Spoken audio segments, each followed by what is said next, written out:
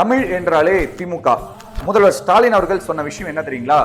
நம்மை விமர்சிப்பவர்கள், எதிர்ப்பவர்கள் கூட தமிழ் என்றாலே திமுக என்றுதான் மனதுக்குள் நினைக்கின்றனர் அப்படின்னு சொல்லியிருக்காருங்க. இது முதல்வர் ஸ்டாலின் அவர்களுடைய கருத்து. நமக்கு அவருடைய கருத்து முக்கியம் கிடையாதுங்க.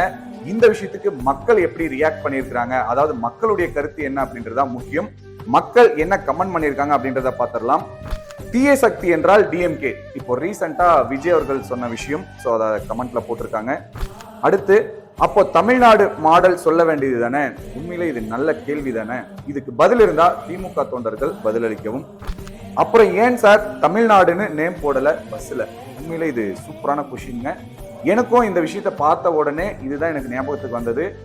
தமிழ்நாடு அரசு போக்குவரத்து கழகம் அந்த பஸ்ல இருந்த இந்த ஸ்டிக்கரை தமிழ்நாடுன்ற எல்லா வார்த்தையுமே எடுத்துட்டாங்க. யோசிச்சு பாருங்க, தமிழ்நாடுடைய அரசு பேருந்துல தமிழ்நாடு அப்படின்ற வார்த்தையை எடுத்துட்டு வெறும் அரசு பேருந்து அப்படின்னு சொல்லி ஒட்டி இருக்கிறாங்க இந்த திமுக அரசு.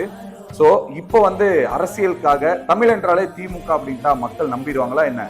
கண்டிப்பா இதுக்கான தக்க பதிலடியை 2026 தேர்தலில் மக்கள் கொடுப்பாங்க.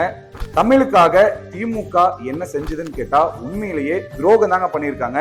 ஏன் அப்படின்னா நல்லா யோசிச்சுக்கோங்க. தமிழ்நாடு அரசு போக்குவரத்து கழகம் அப்படின்னு சொல்லிட்டு எல்லா பஸ்லயும் ஸ்டிக்கர் இருந்தது. இதுல தமிழ்நாடு அப்படின்ற வார்த்தையவே எடுத்து துரோகத்தை பண்ணியிருக்காங்க திமுக அரசு.